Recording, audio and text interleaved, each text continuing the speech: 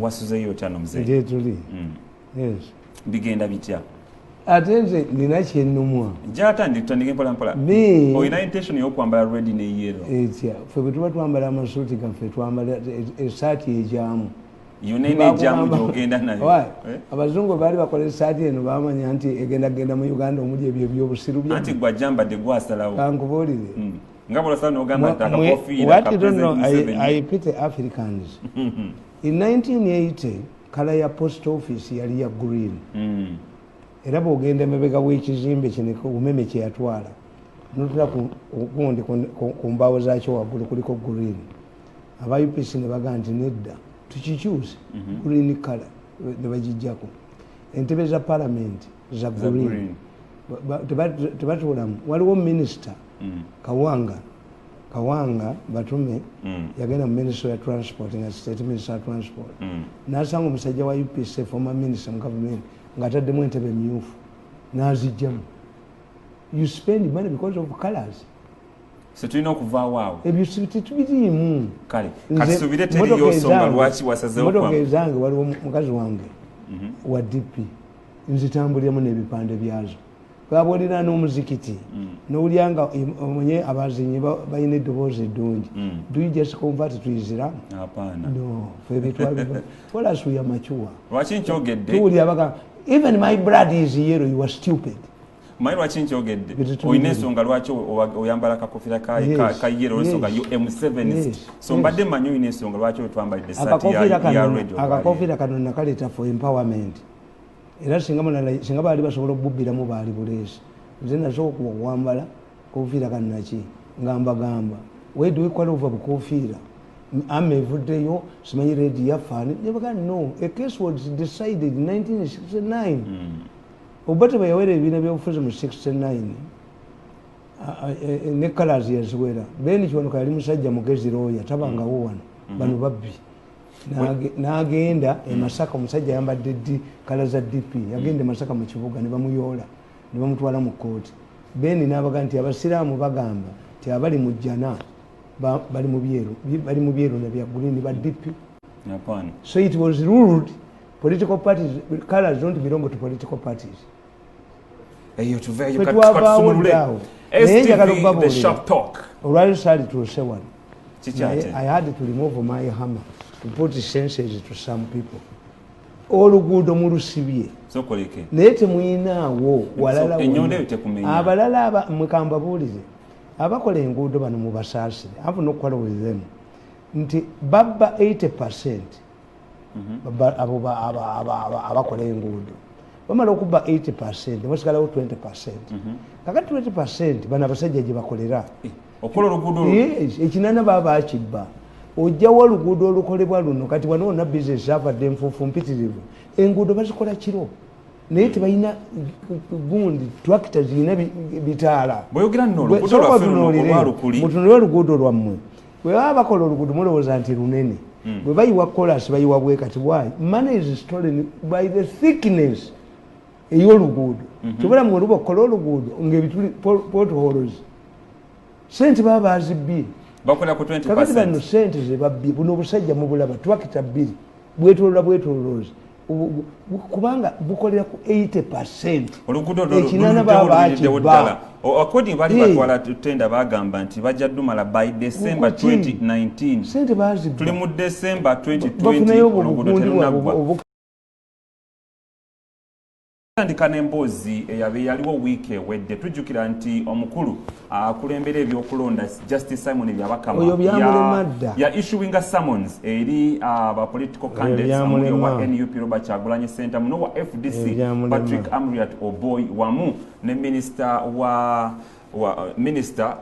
Kasolo minister wa microfinance kati nno olunaku olujjo lwe badde balina okubeera nga bagenda ku kakiiko ka electoral commission wabula tebaasobodde NUP yakiikiriddwa omwabadde lawyer waabwe Medad Lubega Sseggona ne mubeeramu omwogezi w'ekibiina ne Muwanga Kivumbi ne bagamba nti candidate waabwe teyasobodde kubanga abeera olw'ensonga ali mu mambuka akuba campaigns ne basuubiza nti olunaku olwaleero olwokubiri ssaawa 3 ajja kuba asobola okuba nga atuuka kakiiko k'ebyokulonda babannyonnyole lwaki bamusamoninze naye nga musamoni electoral commission gyagaba yagamba nti baviolatins oba bavodde ebiragiro bya Ministry of Health. FDC Patrick Amriat Oboy naye teyasobodde kubeerawo bonna ate bagambye nti asobola okuyitirawo nga 19 omwezi guno bw'anaaba agenda okuba campaign mu emukono. Kino kitegeeza ki omukukuna Joseph Tamale? Akakiiko Kafu bw'ogamba nti akakiiko Kafu ate nake kali mu kutegeka akalulu ka 2020 kitegeeza n'akalulu Kafu. I'm more important to this country than the Electoral Commission. And why am I involving in these things? I'm involving in these things because I have a candidate in this election. Who's your President Museveni? Yes. And what they are doing, they are denting Museveni's victory.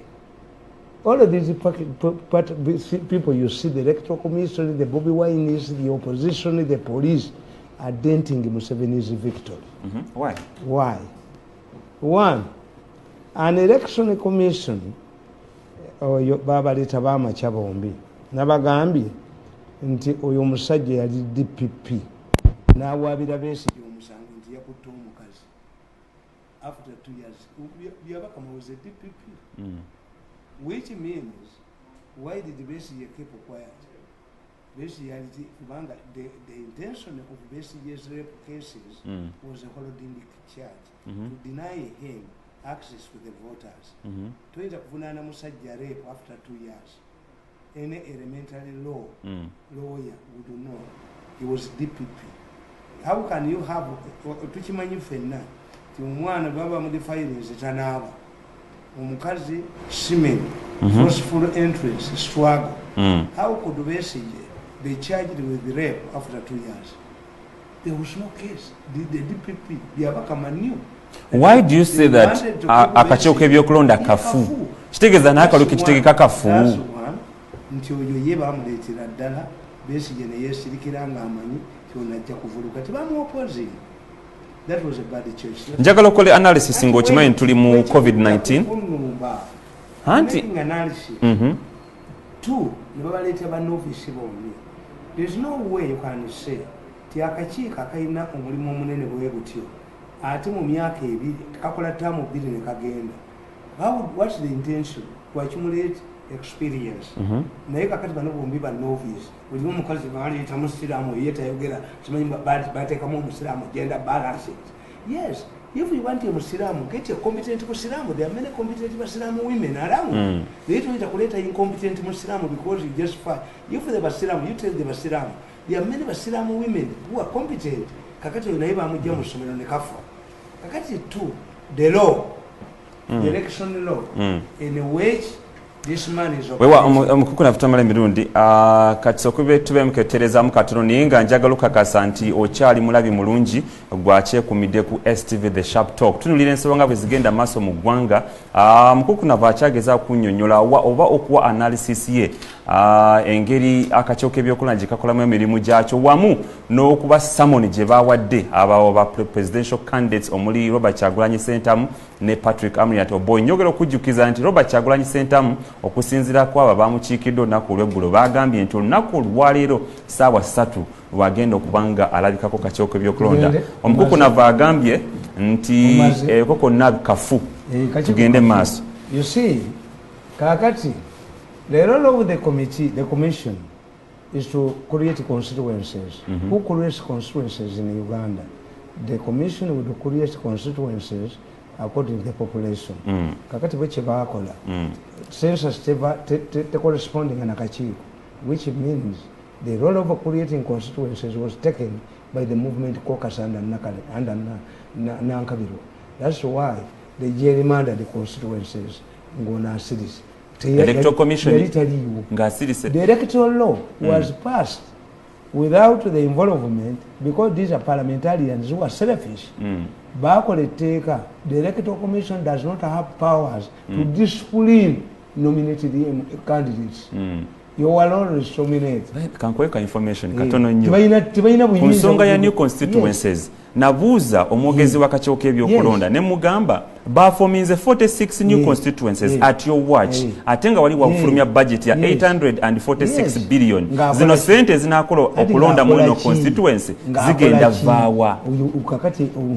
Nangamba bajja kuda Minister ya Finance. Omweka nkoboli. I've written this book. Nzemba yamba nnyo. Nawandika akatabo ku Besigye, The Mocking of Dr. Besigye. Nembabulya Besigye ekyali n'abamulesa. Nempandika akatabo kano nga Besigye aganti bamuharasinga. I read my who to blame. Nempandika COVID. These are baby monkeys. Balaba frames z'omuliro ekimazo obuto buga nti kituuka ddiini beba bibo mu COVID. Ne bagende wa president ne bampabira. Nabagambere muwabire mu kooti nga batyayo bagenda bwakalisa bakalisa ne muteeka ku ttaka ne mpandika akatabo kano ne mbagamba nti you are changing the methodology lining behind the candidates and the ballot security ballots are just methodology methods. You have not solved the issue. You cannot solve the question of independence by lining up. Byonna bye nabagamba byatuukirira. Ne mpandika akatabo kano nti Museveni succession will be bloody. Mwina wa rivaling groups bili era zibatawanyi kano ka media nakoja kabasomeramu. Akali kambabuulire. Electoral Commission power iteine ebiruddawo. It did not create constituencies. It did not participate in making the law. What are the powers of the Electoral Commission? It can caution. Why do I call Bobby Wine to the Electoral Commission when I don't have its advice? Why don't you arraign him before court? Because he's violating a law. I think already in a policy court bail. Two, let me tell you. Bobby Wine, when you read this book, Bobby Wine, this one, The Rise and the Making of Kyagulanyi. Mbabuli abali abamukozesa. Ate government the moment you fail to diagnose a disease, tosobola kufuna vaccine uchu. Ninga government yamumanyi. Tibamanyi bamunda bebamukozesa. Kakati ye wabazanyira tukita reverse psychology. Nti Kyagulanyi akola atya. How does he play his games with the police? Eyatandika. This man Byabakama is a referee. If a referee awards a penalty kick to one of the teams, and the teams out of that team that is awarded a penalty kick against it, and they say no, we shall not, then the referee must do one thing: leave the match, or he should not in the future award another penalty kick. Kubana bo bajajigana. Kakati abasajja abafuga Kyagulanyi bagezi nnyo kuba bene ali basoka ne bajjako gonde bamumma sente Besigye nitulabanga ate weddamu recently wagamba nti yabaddukako anti kyekubuulira nti how did he come about, because it has been changing as a chameleon depending on the environment. Kakati Kyagulanyi abamuhandulinga bagezi nnyo. Do you of the two parties, the people power that is headed by a Muyaga, a so-called marijuana smoker, a man who cannot be president of Uganda, what he did, he organized nominations internally by consensus. You did not see a procession of any of Kyagulanyi people powers candidates. What happened is when NRM was the first to violate the law. Not the processions. And when this man was watching, the chairman of the Electoral Commission must operate like a UNEB. UNEB marks exams, but it also monitors when the students are sitting. But Kakati, when this man sat in his chair, comfortably, watching the NRM people violating the law. But Kyagulanyi, because of his handlers, good handlers, did not violate the law initially. No. When Tango Doi was asked, you man, what are you going to do to these NRM candidates who have organized processions to nomination centers as if nomination required nabaga nti ebivulu bwe biba bikola abagenda okwogeza baligenze bwereere to expose your nakedness bakuwa omukazi nga bategedde nti batule y'amaanyi but we put on casuals we dress properly kakati aba violatinga rule bali benalimu first. This man failed to award a penalty kick against NRM.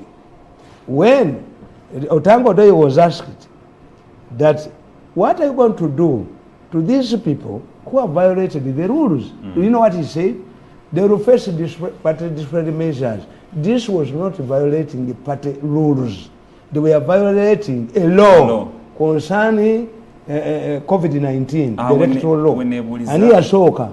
Aba NRM bebasoka kati omuntu nenebuuza how much penalty yagano jiwa bali electoral commission is stretching how far more primaries. Let us move after nominations. Before nominations, aspiring candidates were given freedom to go and consult. Bobi Wine bamugana ng'omusajja oyo asirise n'alimu okuwa bano penalty. Electoral commission nga basese nebagamba scientific election will demand that we shall convert support using both electronic media and printing. Bobi Wine nasasula sente z'embaali mu radio nebamugana ng'omusajja atudde bwoti ne mu Spice FM mpoima nebamugana nga byamukama atudde bwati tamanyi nti bano abakandolinga Bobi Wine baprovokinga government into a battle. Okay. That's why handling Bobi Wine became a problem. Is he a victim? Bobi Wine nasasula sente mu hoteli ekiryandongo omupoliisi namugana okusula nasula ku road side. The man kept quiet, comfortably quiet. Ya mukama a referee. He cannot award a kick, even a corner kick. Is he compromised? And no, tamanyi byakola ebyaddala bali abakoze sono bakubono tukita reverse psychology. I must present myself as a victim. You cannot be a victor and a victim. So Bobi Wine has earned himself the victim's role. When I go to radio, kakati, how can you nenkubolira? When the president is Museveni yankolera ebintu ngebi very important. He educated me at the university. He gave me a job where I used my influence to educate my children, including going abroad, have an educated family. 3 expose natambulanga ne president ensi yonna nenjitambula kakati when a president visits a country, what happens? The host country takes over security. Abeera n'ababe bameka, because if these people want to arrest you, they can arrest you. Oyina abaserikale bameka era emundu zigendera ku nnyonyi nebalisa eri gye bamuwa security ne ADC. Why? He trusts the host country. True. His security chichi. Kakati, electoral commission, what should the election commission do? Electoral commission takes over the responsibility to protect the candidate, like a host country to protect a visiting president. Bobi Wine bamukubira mu premises electoral commission. What did this man do? When things became hotter, he wrote to the Inspector General of Police. What did the Inspector General of Police do? Evidence.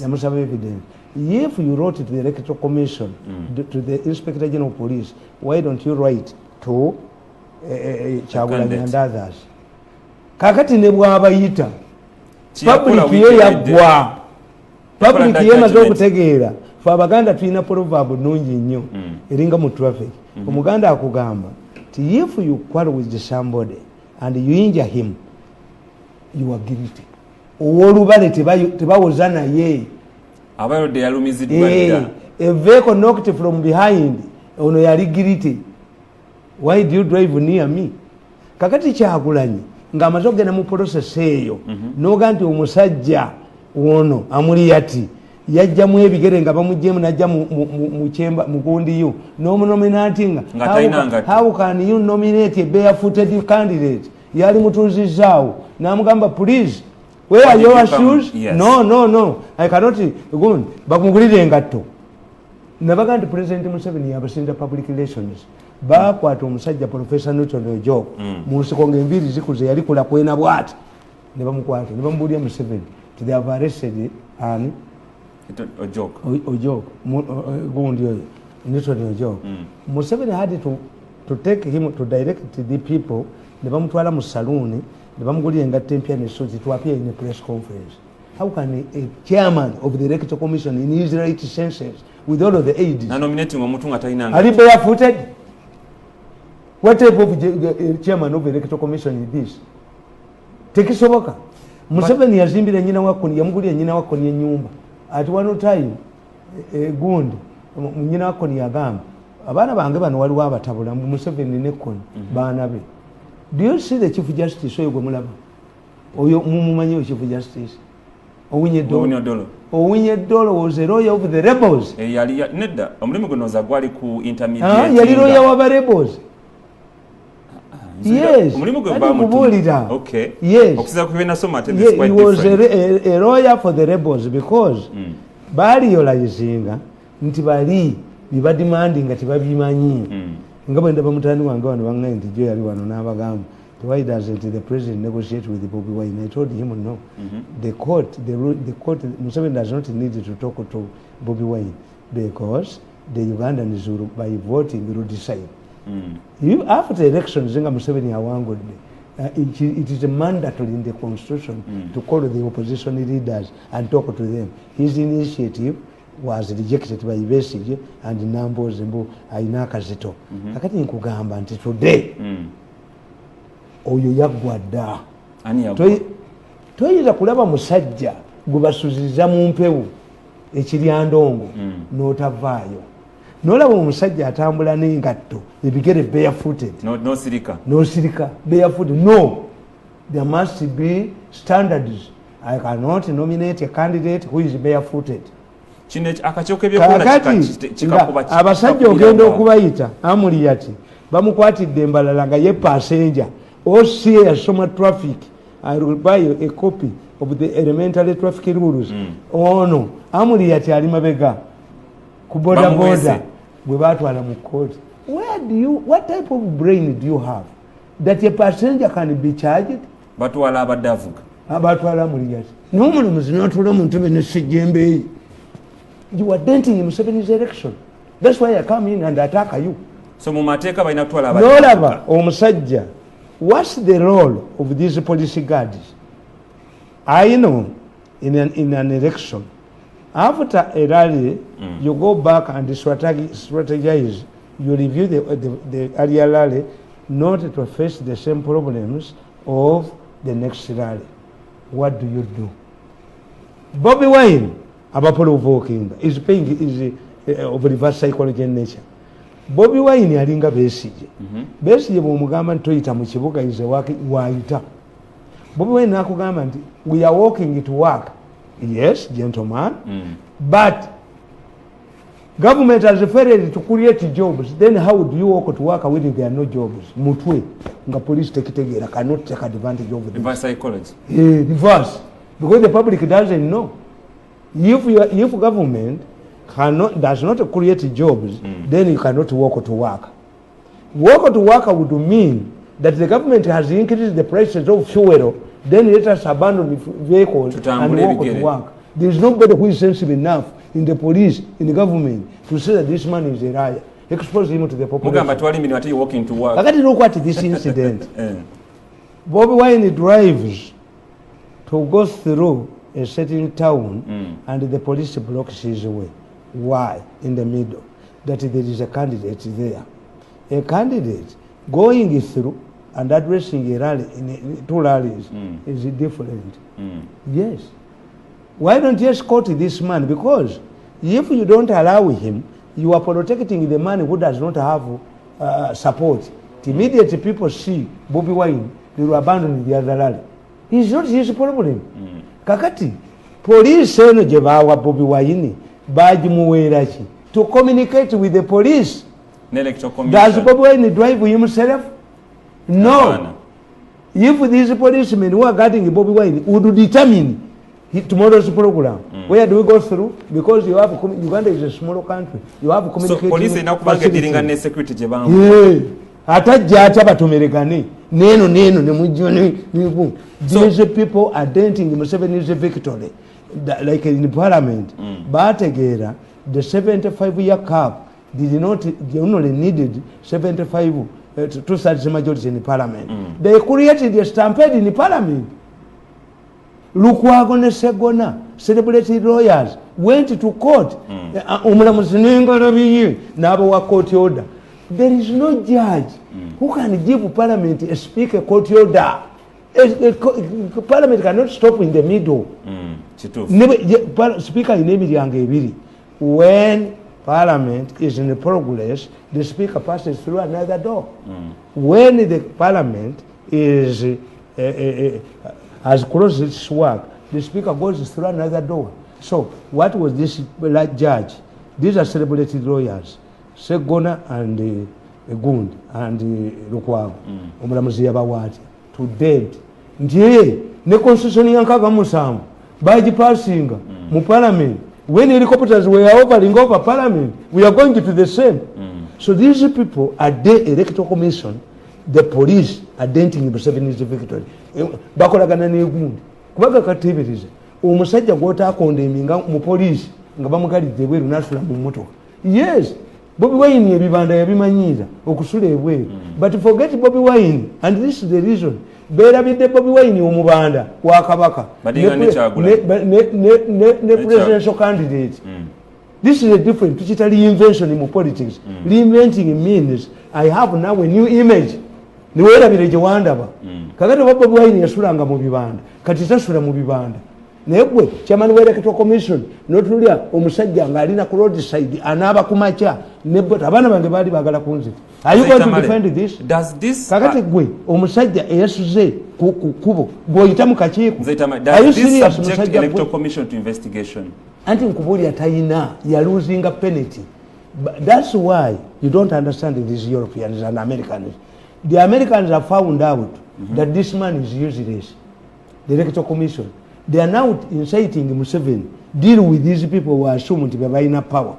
Chibaba taking government by innocent people, our army officers. But Bagamba, Bagamba no yemufu.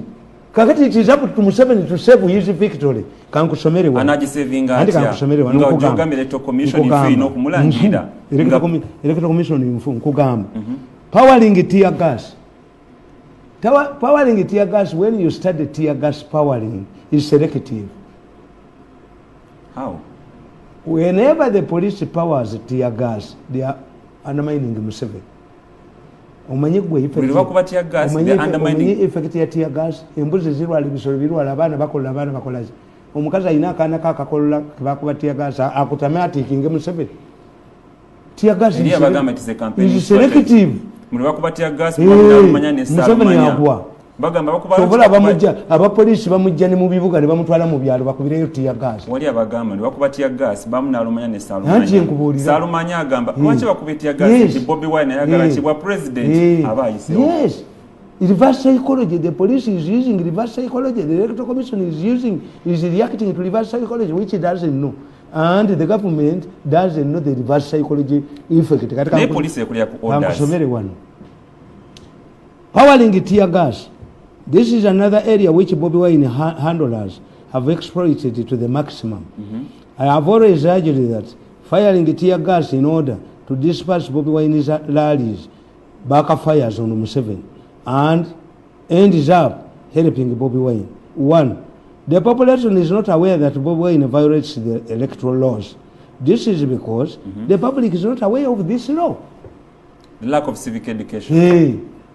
Bamukubira ki? Ye Museveni ngankube ekungana ye rap, defilement, byanjawulo. If we went, a couple goes to honeymoon after being married officially in the church, and they find the prostitutes there on the same mattress, color of the mattress, the same bed, the same room, the same lighting. When the police raids that hotel, the married couple does not run away. The police run away. They are using the same tools. The prostitute couple and the married couple are using the same tools, human tools. They are using the same mattress, color, the same color. They are using the bed sheets, the same color, which makes one illegal and another one illegal. One is officially married, and the other one is prostitutes. So when the people see Museveni addressing Irari as a ferire, they don't know that Museveni follows the law. This one does not follow the law. Our opposition. And the public doesn't know. They do. Museveni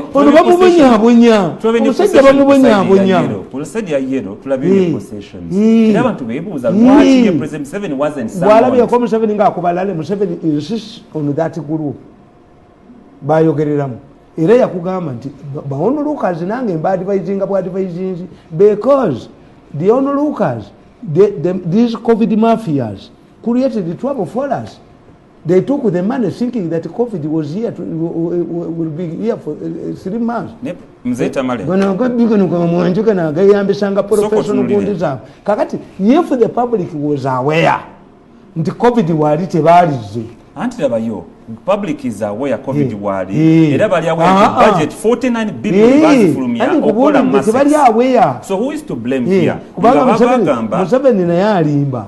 I don't agree with him. If the team to handle COVID failed, descended in Bazibba, the same people cannot now move to one. We must overhaul the system, get people, get a new gun. Later use a bagoba. But Diana tries a bagoba, that's the problem. But Diana, no, Mukonso, Nabang and Ukumpa wa president, Mbaremes Zagun. Abagove, Ubagua, Guera Jagua, change a Jagua. These people in northern Uganda cannot vote a change. Ababunya, Nedwario with Yarite Kamukan. Who is to blame here? And the public doesn't know. That's my problem. The public has been made to believe that Bobi Wine is a victim. When Bobi Wine flouts the law, in the same way, Besigye became a victim. That's why religious leaders and other key players don't pressurize Bobi Wine. They pressurize Museveni. Ngeza Museveni tebazikuba. Izo Museveni tebazikuba kubeya agoberera amateeka. Izo no bazikuba tagoberera amateeka. Kakati public yote manyi. It doesn't know. Nkugambe ensonga ey'okubiri. As Museveni strictly observes the law by addressing only 200 delegates, his party candidates through